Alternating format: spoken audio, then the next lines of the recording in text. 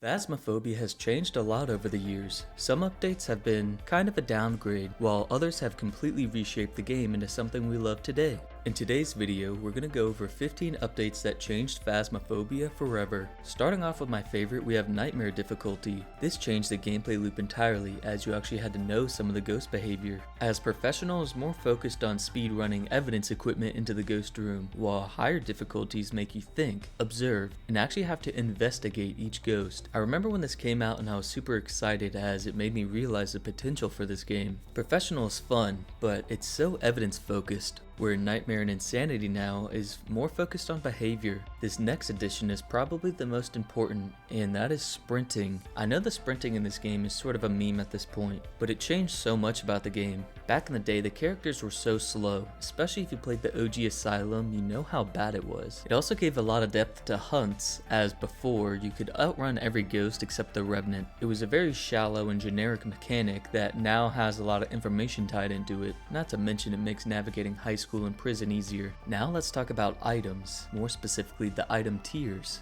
I love how there's some progression added to the items, as the tier 2 were the original and they added a worse and better version of them. It's always fun to prestige and briefly go back to using the bad items. And on the flip side, it's amazing how all items have an upgraded version now. My personal favorite is probably the tier 3 parabolic. It actually has utility on where to find the ghost and not just something for an optional objective. And I know some people complain about how bad some of the tier 1 items are, which I totally agree, but worst case you can just get one of your buddies to put their stuff in the van. Let's talk about ghosts, and specifically the Mimic. I find the Mimic very interesting as it kind of steps away from the more traditional formula of ghosts. It's unpredictable and random, and I love the direction they went with some of the newer ghosts like the Fae, where certain conditions will affect the ghost in certain ways. A small feature, but something I love a lot, are the ID badges. It's nice not only have some customization, but also being able to unlock things to showcase. Imagine if almost every map gets one, or small groups of maps. Maybe there can be multiple levels. 50 wins gets the default, 100 wins gets a special animated card. Maybe there can be stat trackers on these cards. Picking up 500 bones gives you a bone badge. Every 500 bones after that could level the card up. It could even display the amount of bones the person has picked up. I think another cool idea would be ghost themed ID badges. Maybe you correctly guess a ghost 50 or 100 times and unlock them. The Poltergeist badge could have animated objects being thrown. The Obake could have shape-shifting UV prints that glow. The Mimic could cycle through the different ones and sort of glitch out. Maybe a stat tracker that shows how many times you've gotten this ghost correct. As you can see, it's easy to come up with interesting ideas for things players can unlock. Speaking of customization, I think the custom difficulties was another great update. It's fun to be able to fine-tune all the specific details, being able to make the game as easy or difficult as you want. It leads to a lot of interesting playstyles and makes each game feel unique. Maybe you like Insanity but want a cursed object, no problem. Maybe you want 2 or even 3 cursed objects, go right ahead. I think it's also a great way for all types of players to get better at the game, whether you want to practice looping and not lose money, farm XP, or just do a weird challenge. I always think the more options, the better.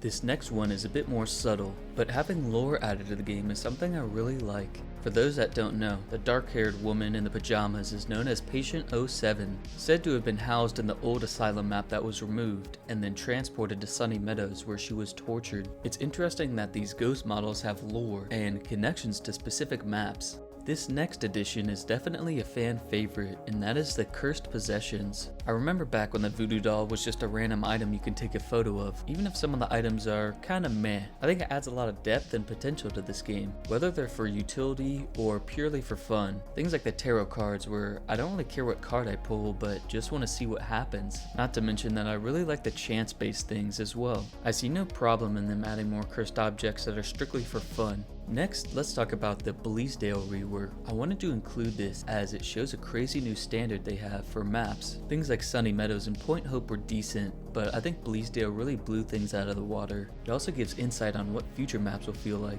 Small details, unique settings, and fun secrets or Easter eggs. I'm dying to know more details on the new small map that's coming out later this year. The hardest thing that's been added to Phasmophobia is easily the Apocalypse Challenge. I love the idea of having challenges in this game, and I know it's kind of luck based, but it's still super cool and I'd love to see them add more things like this. Maybe easier settings, but something like having to figure out 2 or 3 ghosts on high school could be fun. I remember when this first came out and my mind was blown that something like this was even possible. It just goes to show how skillful many players are and how many players are willing to attempt the challenge. Let's switch gears and talk about evidence adjustments. Two major things come to my mind. The first being how cold breath used to automatically mean freezing temperatures. And the second is ultraviolet previously being fingerprints used to only be the handprints on doors, and I'm glad it's more of a universal thing that there's different ways you can get it. As for freezing, the thermal used to only be good for finding the ghost room. Outside of that, you didn't even have to use it. It's nice that you actually have to use a thermometer to be able to measure if it's freezing temperatures or not. Something I've grown to look forward to every year is the seasonal events. I know sometimes it can be a little bit boring, but I love getting the badges, and it's always something nice to change up the gameplay a bit. I think my favorite so far has been the Blood Moon Halloween event, as the Blood Moon itself is an awesome mechanic. It's simple but fun, and having the rare chance to have a really tough game, especially if you get it on prison or high school, is just kind of hilarious, and then trying to lock in and win. Another big change I liked a lot was the hiding spots overhaul. Long ago, it was really just closets and lockers. I like how there's actually now official hiding spots, as well as some unofficial hiding spots. It gives a lot of depth to a somewhat basic and straightforward mechanic. I also like the randomness of hiding spots being blocked. It can lead to tense moments, as maybe the only hiding spots in the ghost room. Speaking of updates, the elephant in the room is obviously the console release. This is always huge for any game, as it bridges the gaps between different player bases and just the accessibility of the game in general. The recent 24-hour peak on Steam was around 14,000 players. Let's assume that Xbox and PlayStation both have similar numbers, so that would be around 42,000 players in the last 24 hours. Given more players are usually on console for most games, the number's probably closer to 60,000. Having crossplay is great,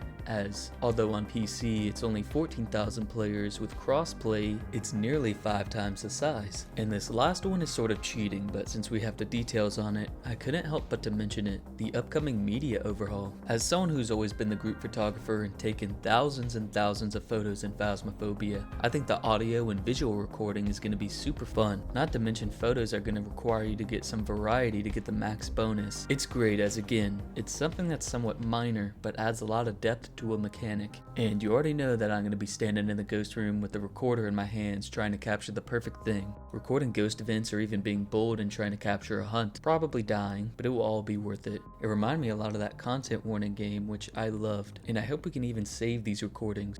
So, let me know what your favorite update or addition was to Phasmophobia, whether it's small things like ID badges, or large things like adding prestiges and tons of new items. Also let me know what you're looking forward to the most this year, and as always, thank you so much for watching.